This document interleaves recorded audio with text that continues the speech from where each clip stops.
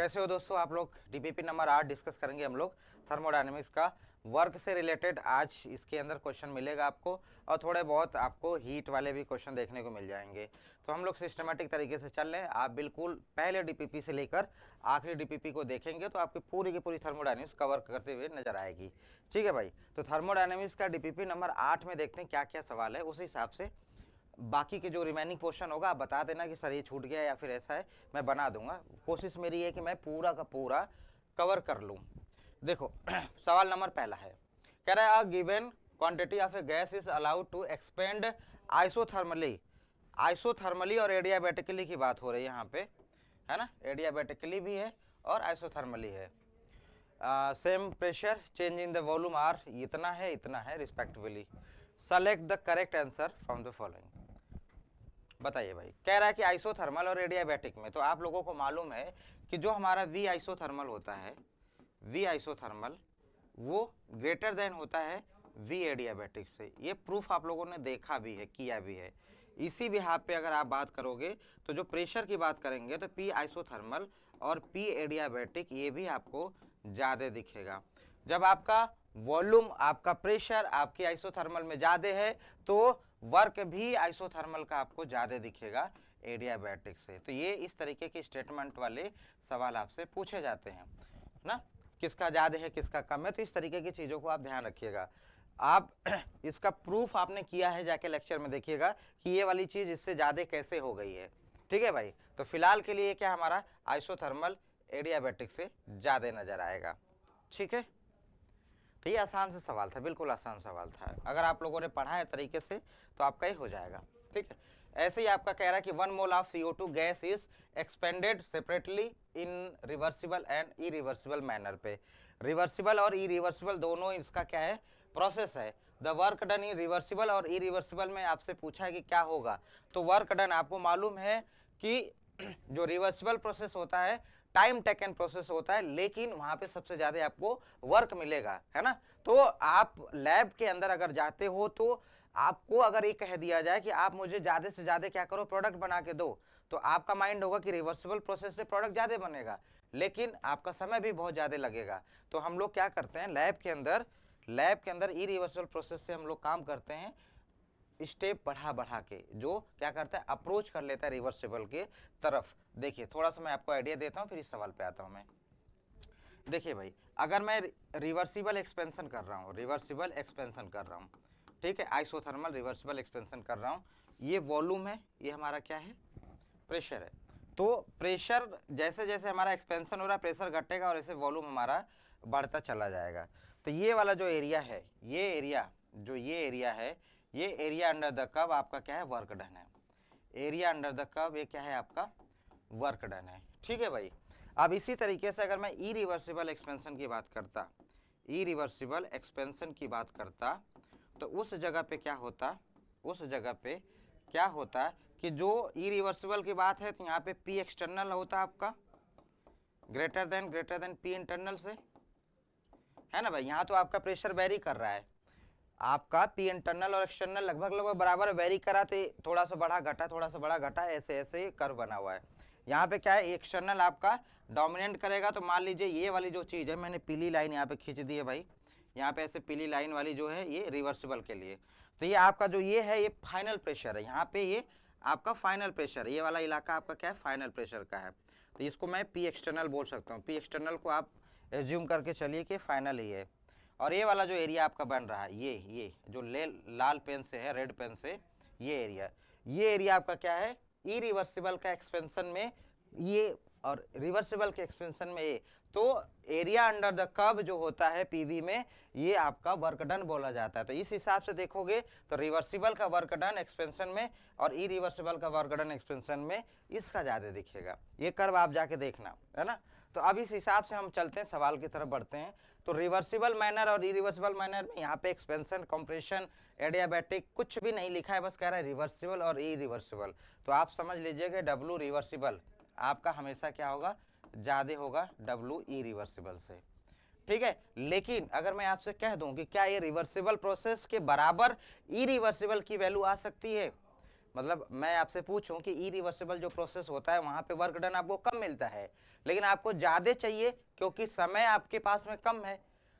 Irreversible process से आप कम समय में ज्यादा प्रोडक्ट कैसे ला सकते हो? तो एक ही जवाब है उसका कि आप स्टेप बढ़ा दो, कई सारे स्टेप में जाओगे तो आप यही इरिवर्सिबल को रिवर्सिबल की तरफ अप्रोच करते हुए देखोगे। ठीक है, तो ध्यान से जाके लेक्चर में पढ़ लीजिएगा, तो इस हिसाब से हम लोग चलेंगे तो रिवर्सिबल हमारा क्या हो जाएगा, ज्यादा हो जाएगा इरिवर्सिबल से ही। ठीक है भाई, लेक्चर थोड़ा सा आप लोग एक बार रिवीजन कर लीजिएगा लेक्चर का। ठीक है, थर्ड नंबर पे आते हैं। कह रहा कि two separate experiment involving adiabatic reversible expansion taking monoatomic and diatomic gas into two different case. दो एक मोनोएटॉमिक गैसेस हैं, एक डायटोमिक गैसेस है, और उसको कह रहा है कि दो अलग अलग एक्सपेरिमेंट हो रहा है और एडियाबैटिक प्रोसेस है, एडियाबैटिक रिवर्सिबल एक्सपेंशन है। ठीक है, रिवर्सिबल का ध्यान रखिएगा, reversible adiabatic. If in each case initial temperature and initial volume is same, पहले इनिशियली तो सेम ही रहेगा, एक कंटेनर ही है, दूसरा कंटेनर ही है, एक एक्सपेरिमेंट यहाँ परफॉर्म हो रहा है, दूसरा यहाँ, तो इनिशियली सारी चीजें सेम है। उसके बाद में कह रहा है कि final volume is the same, relation between the final temperature बता दीजिए। टेम्परेचर में जब वो एक्सपेंड हो रहा है, मोनोएटॉमिक गैस है वो एक्सपेंड कर गई और आपकी डायटोमिक गैस है वो एक्सपेंड कर गई, तो क्या होगा टेम्परेचर में फाइनली। तो आप ध्यान से देखिएगा, ये सवाल कुछ इस तरीके से है कि दो मोनोएटॉमिक गैस है, दो गैसेस हैं, एक मोनोएटॉमिक है, एक डायटोमिक है, एक डायटोमिक है, और ये एक्सपेंड की जा रही हैं एडियाबैटिक रिवर्सिबल मैनर में। तो कह रहा है कि फाइनल टेम्परेचर किसका ज्यादा होगा, मोनोएटॉमिक के लिए इसने टीएम लिखा हुआ है और डायटोमिक के लिए इसने टीडी लिखा हुआ है।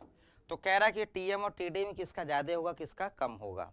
ठीक है, रिवर्सिबल प्रोसेस एडियाबैटिक का है, तो पी और वी के बीच में रिलेशन आप लोगों को मालूम है ना, या फिर मैं कह लूँ वॉल्यूम एक्सपेंड कर रहा है तो वॉल्यूम के टर्म में ले लें, वॉल्यूम और टी के बीच में आपको रिलेशन पता है, वॉल्यूम एंड टी का। बोलो याद है? देखो नहीं याद है तो मैं बताता हूँ, टीवी पे gamma -1 is equal to constant, ये तो सबको याद होगा। ये तभी आता है जब हमारा एडियाबैटिक रिवर्सिबल प्रोसेस होता है। अब इस हिसाब से मैं बात करूंगा आपसे, तो इस हिसाब से जब मैं बात करूंगा तो जो टी है हमारा वो इनवर्सली प्रोपोर्शनल टू वॉल्यूम है।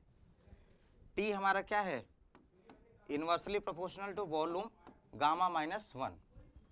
यहाँ पे गामा हमारा क्या है, यहाँ पे ratio of heat capacity at constant pressure and constant volume, CP upon में सीवी, जो कि हमेशा ग्रेटर देन 1 होता है, एक से ज्यादा होता है ना भाई। तो इस हिसाब से आप देखोगे तो जो T है इनवर्सली प्रोपोर्शनल टू 1 अपॉन में V गामा -1, गामा की वैल्यू 1 से ज्यादा है, गामा की वैल्यू 1 से अभी क्या है यहाँ पे ज्यादा है। ये रिलेशन आपने देखा होगा किसमें, रिवर्सिबल एडियाबैटिक में। आपको इस तरीके से P और V के बीच में भी रिलेशन है, PV इक्वल टू गामा, जिसको आप लोग पॉइजन इक्वेशन भी कहते हो। तो ये सारी चीजें आप लोगों को मालूम होगी। इस रिलेशन से देखिए, अगर एक्सपेंड करेगा तो टेम्परेचर डाउन होगा, क्योंकि इनवर्सली प्रोपोर्शनल, एक्सपेंशन का मतलब वॉल्यूम का बढ़ना, वॉल्यूम बढ़ रहा है इट मीन्स की टेम्परेचर का डाउन होना। तो यहाँ पे एक्सपेंशन लिखा हुआ है, इसका मतलब ये है कि चाहे वो मोनोएटॉमिक हो चाहे वो डायटोमिक हो, घटेगा टेम्परेचर, लेकिन किसमें ज्यादा घटेगा उसकी बात हो रही है, किसमें ज्यादा घटेगा। तो देखिए यहाँ पे ज्यादा और कम की बात मोनोएटॉमिक और डायटोमिक में हम लोग ये कह सकते हैं कि जो लैम्डा एम है वो ग्रेटर देन होता है लैम्डा डाई से, जो लैम्डा एम मोनोएटॉमिक का लैम्डा होता है वो ग्रेटर देन है किससे, लैम्डा डाया से। तो लैम्डा एम यहाँ पे ज्यादा होगा तो उसका टेम्परेचर क्या होगा, कम होगा ना। लैम्डा की वैल्यू जिसकी ज्यादा उसका टी कम, इसकी वैल्यू ज्यादा इसका टी कम। इस हिसाब से मैं देखूं तो टी एम जो होगा टी डी से छोटा होगा। बोलो भाई, ये बात समझ में नहीं आई आपको? पहले देखिए, एडियाबैटिक प्रोसेस में ये रिलेशन आपको पता है कि टेम्परेचर का वॉल्यूम के साथ में इन्वर्सली रिलेशन है। एक्सपेंड कर रहे हो तो वॉल्यूम को बढ़ा रहे हो, वॉल्यूम बढ़ेगा तो टी घटेगा। तो चाहे वो मोनोएटॉमिक हो चाहे वो डायटोमिक हो, तो टी का घटना तय है, लेकिन किस में ज्यादा किस में कम, तो ये बात हमें अब बताएगा ये गामा। क्योंकि मोनोएटॉमिक के लिए गामा की वैल्यू ज़्यादा होती है, तो ये वाली वैल्यू अगर ज़्यादा होगी तो ये वाली वैल्यू ऑटोमेटिक कम हो जाएगी। क्लियर है।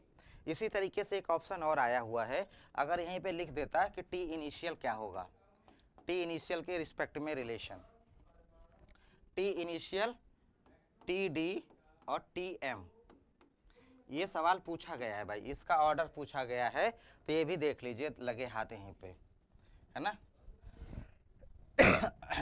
जब आप इनिशियल में हो तो आप एक्सपेंड नहीं कर रहे हो, इनिशियल हो तो एक्सपेंड नहीं कर रहे हो ना। और दूसरा, जब आप एक्सपेंड करने लगे, चाहे मोनो चाहे डायटोमिक, वो बात की बात है, लेकिन आप एक्सपेंड कर रहे हो तो टी घटेगा। तो इनिशियल स्टेज में जब आपका एक्सपेंशन नहीं हो रहा है तो आपका टी आई तो सबसे ज़्यादा होगा।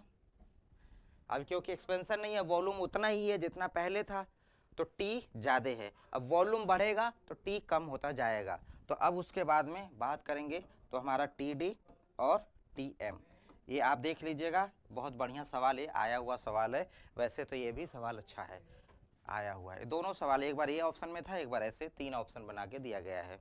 ठीक है, जाके देखिएगा, सवाल मिल जाएगा किसी न किसी प्रीवियस ईयर में। तो हमारा यहाँ पे आंसर क्या हो जाएगा, टी डी और टी एम। ठीक है भाई, चल लेते हैं आगे, 4 नंबर पे चलते हैं। एन आइडियल गैस CV की वैल्यू दे रखी है 5/2 R। पहले आप फिजिकल केमिस्ट्री के अंदर डेटा क्या दिया है उसके बारे में समझा करिए ना, उसके फिर उससे रिलेवेंट कौन सा फॉर्मूला आपका बैठ रहा है फिट इसके अंदर।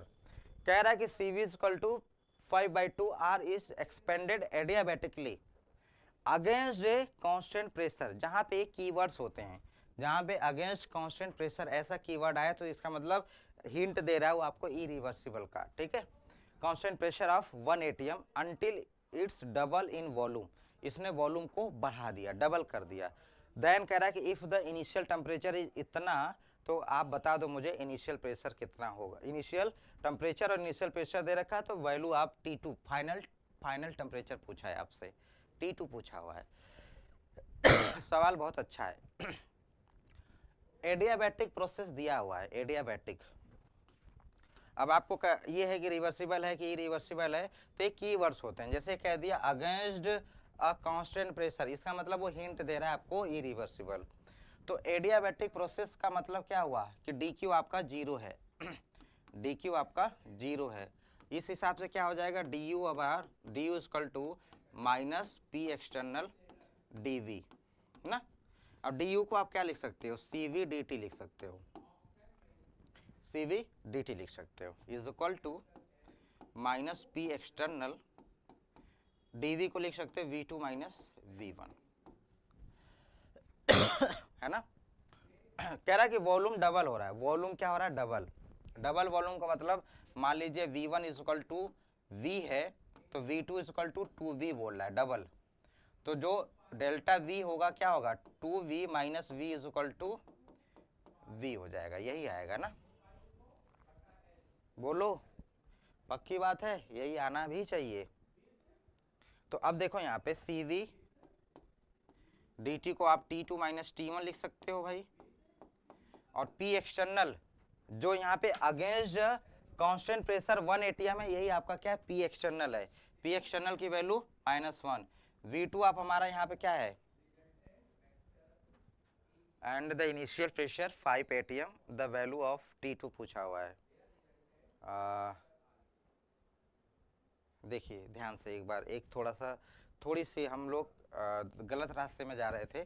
V1 = जो इनिशियल वॉल्यूम है वो मान लीजिए V1 है, इनिशियल वॉल्यूम V1 है, तो जो V2 है वो V1 का इनिशियल का डबल है, इनिशियल का डबल है, तो ये 2V1 - V1 करेंगे तो ये आएगा वैल्यू V1।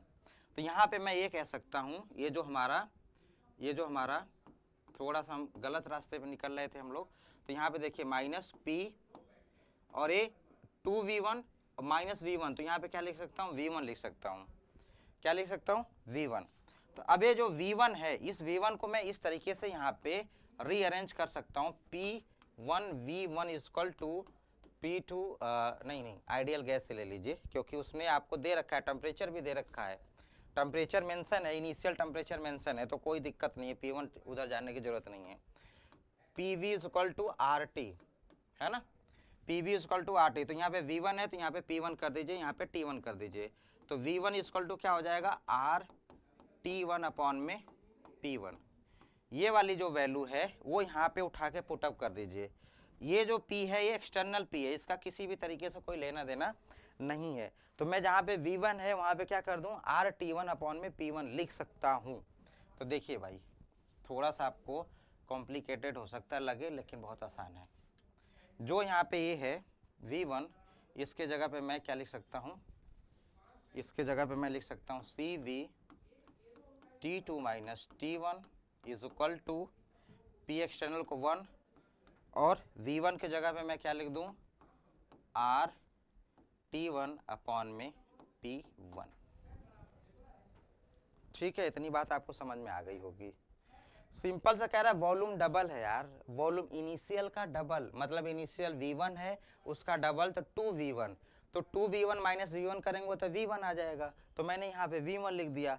अब इसने डेटा में दे रखा है इनिशियल प्रेशर दे रखा है, इनिशियल टेम्परेचर दे रखा है और फाइनल टेम्परेचर पूछा हुआ है, तो मैं V1 को रिप्लेस कर दिया आर टी वन अपॉन में P1 से, तो जो V1 है वहाँ पे मैंने ये कर दिया। अब R आपको तो मिल ही जाएगा, T1 आपको गिवन है, P1 आपको यहाँ पे देखो कह ही रहा है इनिशियल प्रेशर बोल ही रहा है, तो सारी वैल्यू Cp के दे ही रखा है, तो T2 क्यों नहीं निकल जाएगा, देखिए T2 आराम से निकल जाएगा।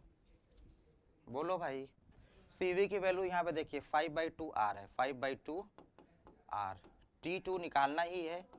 T1 कितना है यहाँ पे, T1 कहाँ गया ये 25 डिग्री सेंटीग्रेड, तो इसको केल्विन में बदल लीजिए तो कितना आ जाएगा 298 केल्विन इज इक्वल टू -1 गुणे आर T1 का मतलब 298 डिवाइड बाई P1 का मतलब यहाँ पे 5, R से ये R कैंसिल आउट हो गया, तो क्या बचा हमारा 5/2 T2 minus 298 is equal to -298 divide by 5, minus divide by 5। अब यहाँ पे T2 आपको साफ साफ दिख रहा है, अगर आप चाहो तो ये 5/2 को उधर रिप्लेस कर सकते हो, इजी हो जाएगा आपके लिए। देखिए इजी कर दें, इसको इजी और कर दें। बहुत लोग इसको सॉल्व किए होंगे ना तो उनका 230 आंसर आया होगा, देख बहुत लोग किए होंगे तो 230 आया होगा, 230। मैंने भी एक बार किया था तो 230 ही आया था, फिर ध्यान से देखा तो यार पता चला कि ये तो मिस्टेक हो रहा है। चलो कोई बात नहीं, मिस्टेक से आदमी सीखता है। तो देखो यहाँ पे T2 298 इज इक्वल टू 2/5, मैंने इसको उधर भेज दिया, इनटू -298 गुणे 5। अब इसको सॉल्व कर लेंगे, ये सॉल्व करके ये 298, तो ये जो T2 का वैल्यू है वो T2 का वैल्यू वो 274 आपको मिल जाएगा। ठीक है भाई, सॉल्व कर लीजिएगा, मिल जाएगा ये। आसान सवाल था, बहुत ज़्यादा डिफिकल्ट नहीं था। ठीक है, चलते हैं आगे, लेकिन अच्छा सवाल था। आप ध्यान रखिएगा इस बात का, जो पेपर आप देने जा रहे हो अगर उसमें कैलकुलेटर नहीं है तो इस तरीके के सवाल छूने की जरूरत नहीं है। आपको 2-3 मिनट लगा ना, मैं एटलीस्ट 1-2 मिनट तो लगेगा अगर कैलकुलेटर है और एक्सपर्ट हो आप तो ऐसे सवाल ध्यान रखिएगा। अगर आपका पेपर जो है कैलकुलेटर अलाउ नहीं करता है एग्ज़ाम तो छोड़ दीजिएगा, अदरवाइज जहाँ पे आपको 2-3 मिनट मिल रहा है कैलकुलेटर मिल रहा है देन आपके उसमें आएगा। देखो भाई, अ पिस्टन फिल्ड विथ इतना मोल of an ideal gas expand reversibly from इतना ml eight constant temperature. Temperature constant का मतलब क्या हो गया, आइसोथर्मल रिवर्सिबल की बात हो रही है। ध्यान से भाई, कीवर्ड्स है आइसोथर्मल रिवर्सिबल कह रहा है, ध्यान से देखिए यहाँ पे expand reversibly at constant temperature, तो प्रोसेस क्या है आइसोथर्मल, रिवर्सिबल आइसोथर्मल, ये प्रोसेस है भाई। ठीक है, as it does so it absorb 208 joule of heat, 208 joule of heat इसने एब्जॉर्ब किया। The value of Q and W for the process will be. Q और W का वैल्यू पूछा हुआ है भाई, Q और W का वैल्यू इस प्रोसेस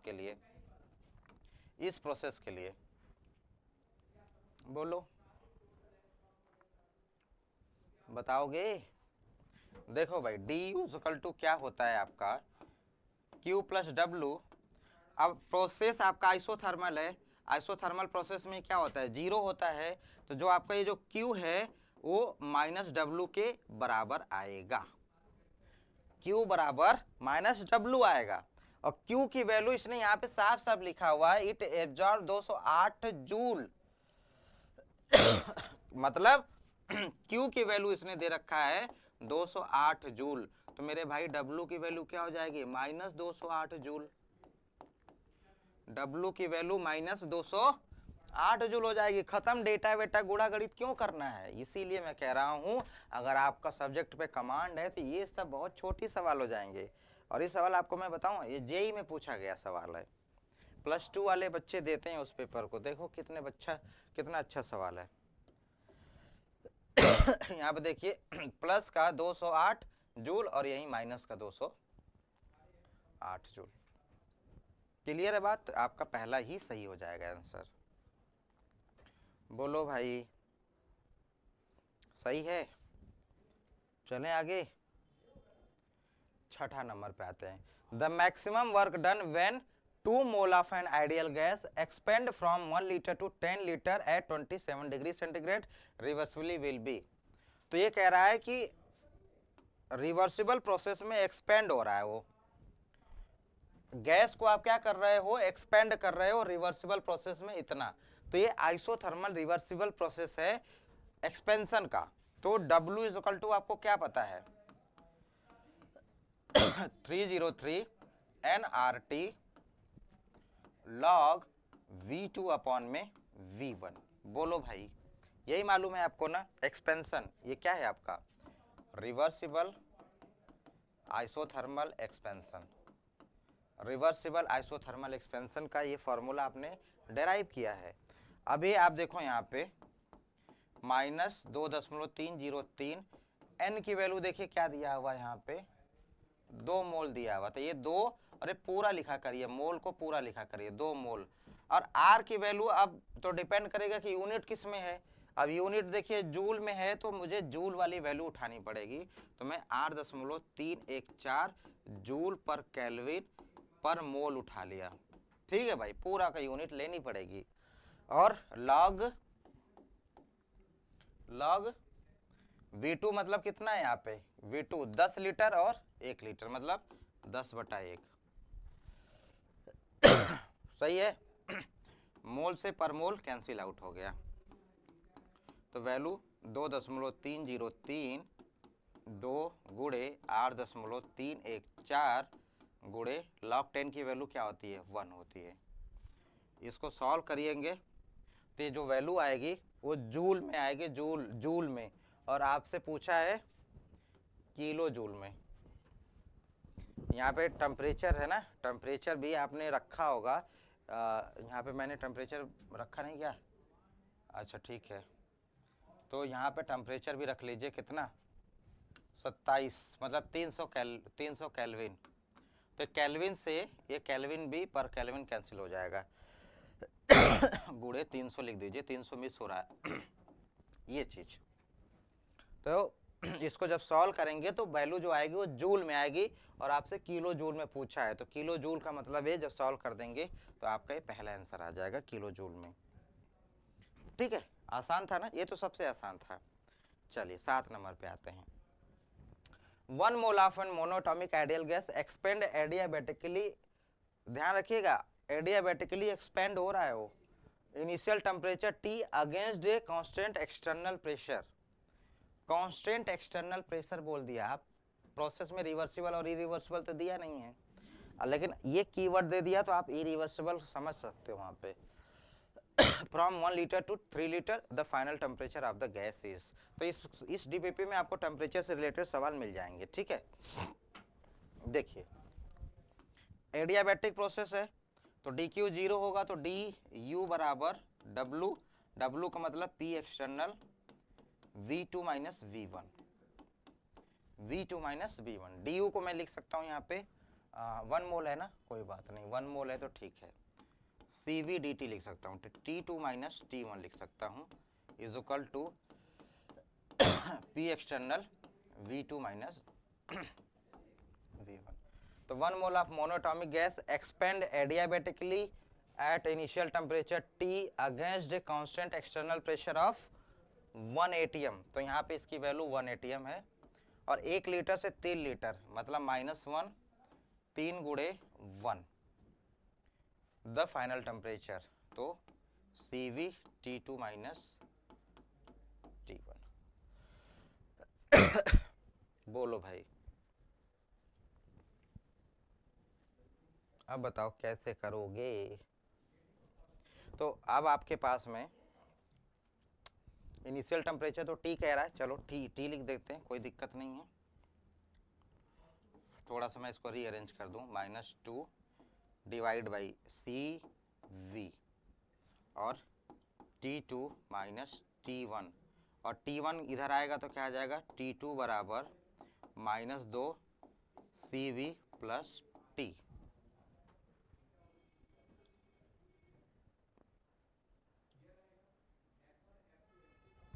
बोलो,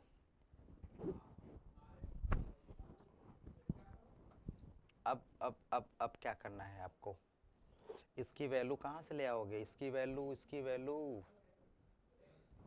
वैल्यू रखोगे तभी तो मामला सेट होगा। बोलो भाई, CV की वैल्यू फॉर मोनोएटॉमिक, CV की वैल्यू फॉर मोनोएटॉमिक आप हमें बता दो। ये इक्विपार्टीशन ऑफ एनर्जी जब आप लोग पढ़ते हो ना, वहाँ पे आपको ये चीज़ समझ में आ जानी चाहिए, वहाँ से आया हुआ है।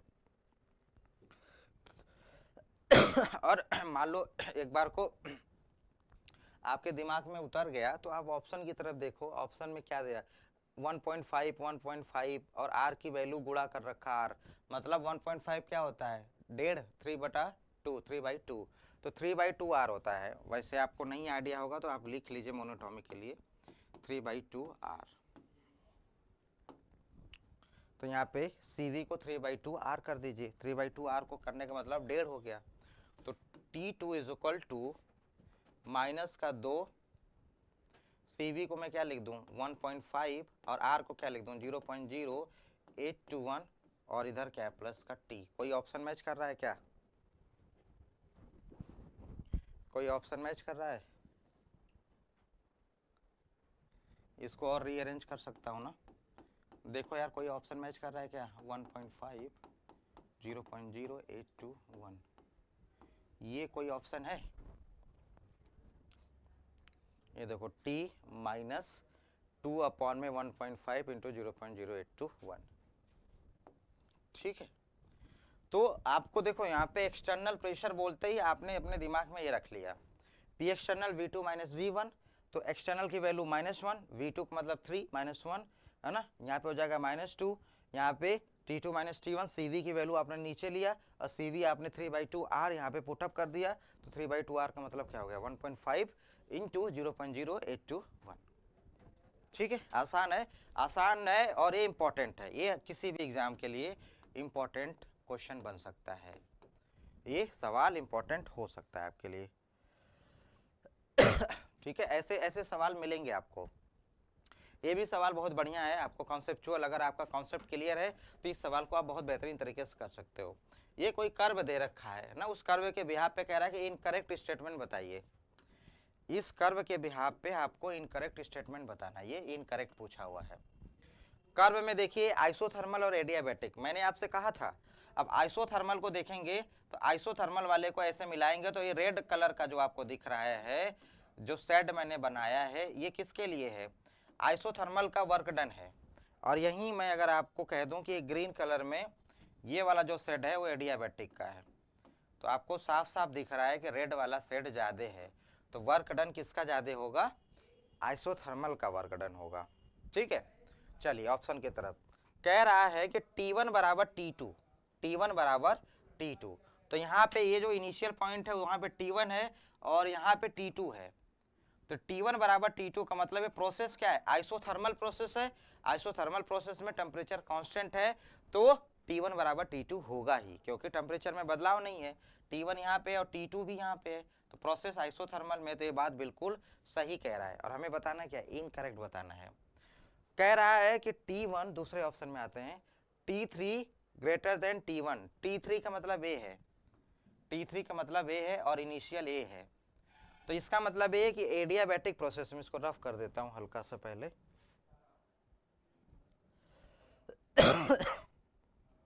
देखिए इस पॉइंट को समझिए। कह रहा T3 greater than T1। T3 तो ये है और ये T1 ये है, इनिशियल पॉइंट और फाइनल पॉइंट एडियाबैटिक में। और आपको पता है कि ये वाली चीज क्या हो रही है, एक्सपेंड होती जा रही है, एक्सपेंड होती जा रही है। वॉल्यूम और टी के साथ में रिलेशन आपने देखा है, टीवी पे गामा -1। तो इनिशियली जो टेम्परेचर होगा और जो फाइनल एक्सपेंशन पे टेम्परेचर होगा, उसमें क्या होगा, एक्सपेंड हो रहा है, वॉल्यूम बढ़ रहा है, टेम्परेचर घट जाएगा। इसका मतलब यहाँ पे इसने ये जो लिखा हुआ है ये उल्टा लिखा हुआ है। अगर ऐसे कहता तो ये सही हो जाता। इस रिलेशन से देखिए ना, यहाँ पे आपका टेम्परेचर ज़्यादा होगा, यहाँ पे टेम्परेचर आपका कम हो जाएगा, क्योंकि एक्सपेंड हो रहा है, और एक्सपेंड में वॉल्यूम बढ़ना तो टेम्परेचर का घटना तय है। तो ये वाली चीज़ ऐसे होनी थी, लेकिन इसने ये बोला है, तो ये वाला चीज़ आपका गलत है स्टेटमेंट। तो यही आपका ऑप्शन सही हो जाएगा। और ये आपने देखा है कि W आइसोथर्मल आपका ज़्यादा है, कोई भी आइसोथर्मल आपका ज़्यादा ही रहेगा, तो ये आपका सही आंसर हो जाएगा बी। ठीक है, ऐसे लिखा होता तो ये भी सही हो जाता। बात क्लियर है भाई? चलिए 8 नंबर पे, फिर 9 नंबर पे आते हैं। 9 नंबर का भी सवाल सेम वैसा ही है जैसे आप लोगों ने उधर 6 या 7 में देखा था। एक बार पढ़िए आप इसको, 9 नंबर के सवाल को एक बार आप लोग पढ़िए। आसान सा सवाल है, बहुत सारी चीज़ें मैं 2-4 सवाल और एक्स्ट्रा करवा दूंगा।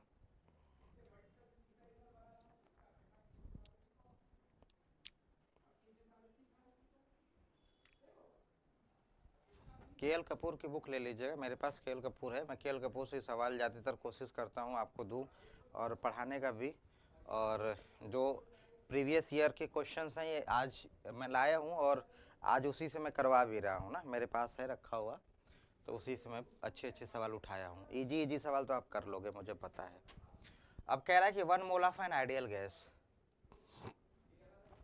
सीपी की वैल्यू है इतना, सीपी की value given, CP is expand reversibly, इस बार इसने मेंशन कर दिया, रिवर्सिबल मेंशन कर दिया, और एडियाबेटिकली फ्रॉम इतना से इतना। इफ इनिशियल टेम्परेचर इज इतना, then final temperature. T1 given है, T2 आपसे पूछा हुआ है, V1 और V2 आपके पास में मौजूद है। तो मेरे भाई आपको मालूम होगा कि TV gamma is -1 is equal to constant.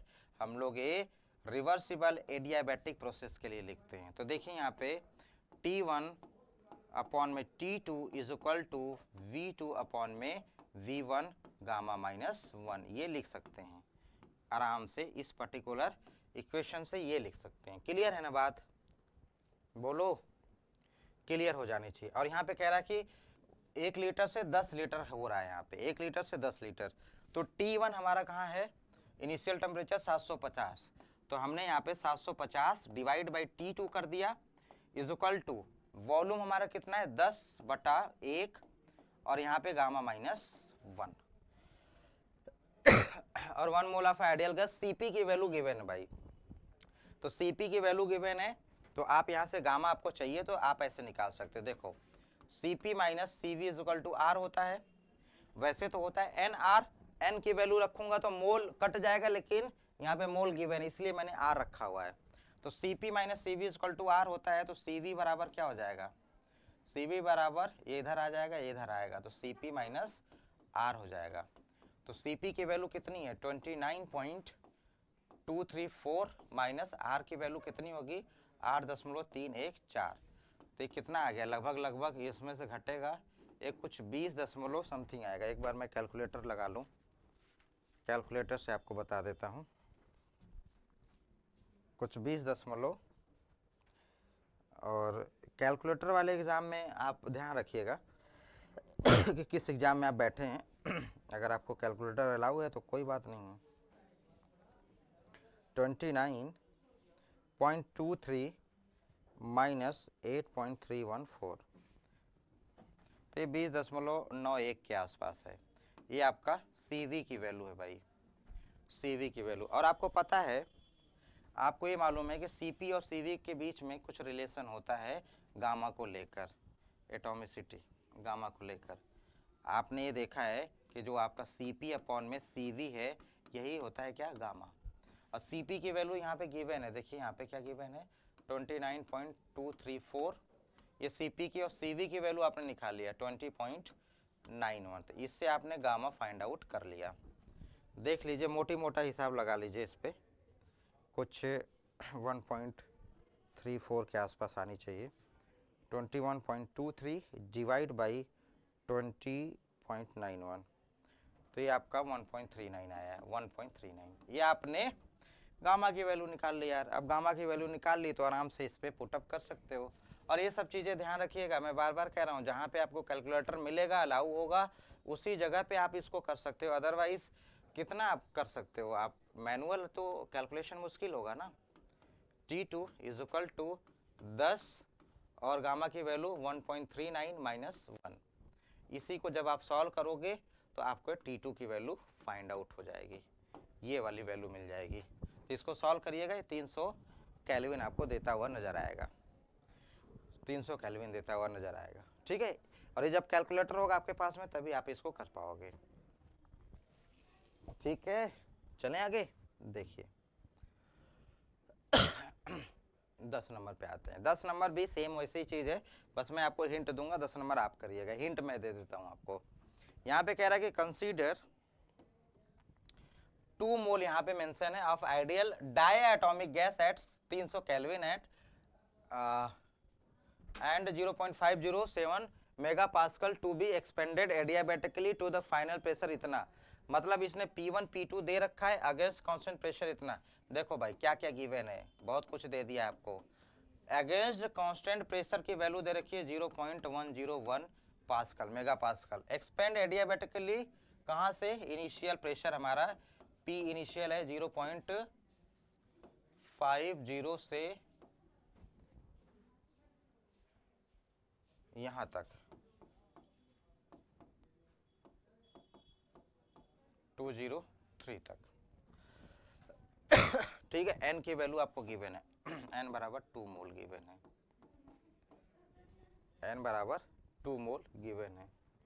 Expansion होगा ना जब, तो एक्सपेंशन होगा तो प्रेशर कम होता है। तो देखिए यहाँ पे पहले ये वाली वैल्यू ज़्यादा दिख रही है आपको, और P2 का मतलब यहाँ पे फाइनल समझ लीजिए, इसको इनिशियल इसको फाइनल, तो इसकी वैल्यू कम, एक्सपेंड पे प्रेशर कम आएगा, इसलिए डेटा भी आपको दिखता हुआ सही नजर आ रहा है।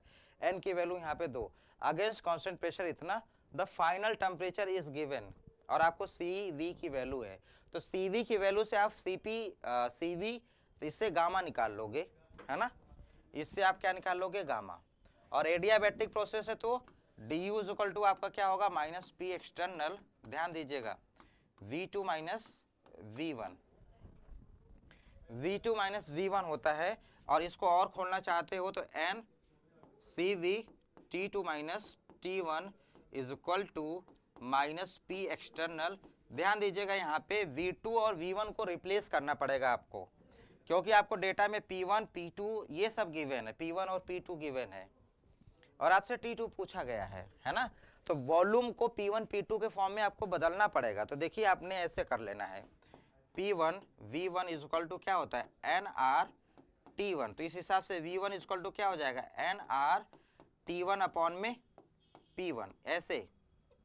तो NR यहाँ पे लिख सकता हूँ, V2 की जगह पे क्या लिख दूं मैं V2 की जगह पे क्या लिख दूं, NR T2 अपॉन में P2 minus NR T1 upon में P1। बोलो यार, यहाँ पे क्या है, यहाँ पे NR, यहाँ पे NR, तो NR बाहर हो जाएगा। तो मैं यहाँ पे NR को क्या कर दूं, बाहर, NR बाहर, माइनस का P external T2 P2 minus T1 P1, और यहाँ पे आपका क्या है, N CV T2 minus T1, ठीक है। N से N आपने क्या कर दिया, यहाँ पे उड़ा दिया, CV वाले वैल्यू में आपका जो CV की वैल्यू है 2.5 R यहाँ पे गिवन है, तो आप यहाँ पे क्या लिख सकते हो 2.5 R। T2 आपसे पूछा है, T1 आपको यहाँ पे देखो गिवन होगा, T1 कहाँ गया, यहाँ पे देखो 300 केल्विन गिवन है, तो यहाँ पे T1 आपका हो गया 300 केल्विन। R आपका यहाँ पे भी है, R यहाँ पे भी है, कैंसिल आउट कर दूंगा। P एक्सटर्नल की वैल्यू आपको ये दे रखा है 0.101, ये लिखा हुआ है P एक्सटर्नल। T2 आपसे पूछा गया है, P2 आपके पास में गिवन है, यहाँ पे देखो P2 और यहाँ पे P1, यहाँ पे P2 यहाँ पे P1 पुटअप कर दीजिएगा, R से R उड़ा दीजिएगा, तो बचेगा क्या T2 बस बचेगा।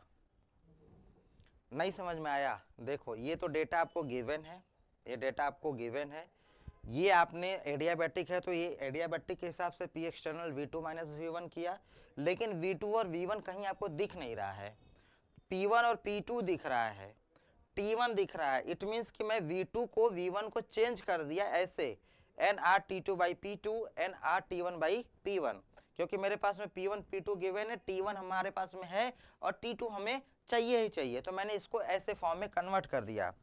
अब यहाँ पे कन्वर्जन जब ये हो गया इस जगह पे, उसके बाद में मैंने क्या किया है, उसके बाद में वैल्यू पुट कर दिए। P एक्सटर्नल की वैल्यू गिवन है, P2 की वैल्यू गिवन है, P1 की वैल्यू गिवन है, T2 की वैल्यू पूछा है, T1 की वैल्यू गिवन है, यहाँ पे CV की वैल्यू यहाँ गिवन है, काट पीट देंगे तो T2 की वैल्यू यहाँ पे क्या हो जाएगी, फाइंड आउट हो जाएगी। बस यही सिंपल सा मैंने काम किया है, तो इसको काट के देखिएगा कितना आंसर आ रहा है इसका। ठीक है, ठीक है भाई। तो ये आपका हो गया आज का DPP नंबर 8 कंप्लीट। कुछ इसमें ज़्यादातर न्यूमेरिकल आपको मिल गए होंगे, कॉन्सेप्चुअल भी था, हो गया। कल जो नेक्स्ट DPP होगी, मैं कोशिश कर रहा हूँ अभी कि आपको अभी वर्क से रिलेटेड, टेम्परेचर से रिलेटेड ना, हीट से रिलेटेड इतना आपके लिए इनफ है। आप और प्रैक्टिस करना चाहते हो तो बहुत सारे असाइनमेंट आपको मिल जाएंगे। अब मैं आपको सोच रहा हूँ कि कुछ क्वेश्चन जूल थॉमसन कोफिशिएंट और जूल थॉमसन इफेक्ट से रिलेटेड, कूलिंग हीटिंग, इससे मैं बता दूं आपको, है ना, इन्वर्जन टेम्परेचर, इन सब चीज़ें आ जाए उसमें, और कुछ छूटेगा तो first law of the thermodynamics के अंदर और कुछ भी नहीं। इंटरनल प्रेशर मैं थोड़ा सा स्कीप हो गया था मेरे से, तो इंटरनल प्रेशर और जूल थॉमसन के एक DPP में बना दूंगा और उसको सॉल्व करवा दूंगा। इंटरनल प्रेशर थोड़ा पहले आ जाना चाहिए था और दिमाग से निकल गया, तो उसको कवर अप कर लेंगे, मिसलिनियस बोल के कर लेंगे, तो आपका first law of the thermodynamics की DPP कंप्लीट हो जाएगी। फिर उसके बाद में आपकी first law of the thermodynamics energy के बेसिस पे काम हो रहा था, तो उसकी एप्लीकेशन, एनर्जी की एप्लीकेशन हम लोग करते हैं, तो थर्मोकेमिस्ट्री में जाके उसकी एनर्जी की एप्लीकेशन आती हैं। तो हम लोग क्या करेंगे पैरेलल में, अब first law of the thermodynamics इसको कंप्लीट करने के बाद में थर्मोकेमिस्ट्री के DPP को भी सॉल्व कर लेंगे, फिर हम लोग second law of the thermodynamics में इंटर मारेंगे। तो हमारा फर्स्ट लॉ और थर्मोकेमिस्ट्री और second law of the thermodynamics bind up हो जाएगा। ठीक है, फिर उसके बाद ये बड़ा टॉपिक था और सिस्टमेटिक से आपको मिल रहा है, तो आप लोग इसका पूरा एंजॉय करिए। इसका जो PDF है, PPT का PDF मैं टेलीग्राम ग्रुप में डाल देता हूँ और इस वीडियो का लिंक भी उसमें रहता है, तो आप टेलीग्राम से डाउनलोड कर लेना। ये असाइनमेंट जो है ये भी टेलीग्राम में रहता है, तो आप लोग टेलीग्राम ज्वाइन कर लो, और हमारा एप्लीकेशन है दर्शानम के नाम से प्ले स्टोर से, उसे भी डाउनलोड कर लो। ये जितना भी आपको, जितना भी केमिस्ट्री है, ओवरऑल केमिस्ट्री, जो भी आपको लगता है कि आपके काम में आ सकता है, इवन मैं आपसे ये कहना चाहता हूं कि आप किसी भी एग्जाम में बैठिए जिसमें आप केमिस्ट्री आपके सिलेबस में मेंशन हो, उस लेवल से लेके हाई लेवल तक की सारी केमिस्ट्री आपको मिल जाएगी इसी एप्लीकेशन पे, और आपको बहुत जानकर खुशी होगी या फिर कह लो हैरानी भी होगी कि हम ये कोर्स आपको 9 रुपये में प्रोवाइड कराते हैं, वो भी 1 साल के लिए। तो पूरी की पूरी केमिस्ट्री, चाहे जिस लेवल का एग्जाम में बैठने जाओगे, उस लेवल से लेके हायर लेवल तक की पूरा टॉपिक वाइज सिस्टमेटिक तरीके से, जैसे अभी फॉर एग्जांपल मैंने आपसे क्या बोला कि DPP नंबर